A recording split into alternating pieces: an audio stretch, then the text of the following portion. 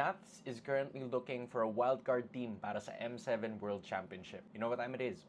Hands in. It looks like Nats Entertainment is gonna be back. Alam mo, nung una iniisip ko, bakit kaya bigla siyang naghanap ng team? Tapos bigla akong naalala na hindi nga pala nabigyan ng North America ng slot through the NACT. Yun sana yung isa sa mga magiging opportunities ni Nats para makapasok ng M7.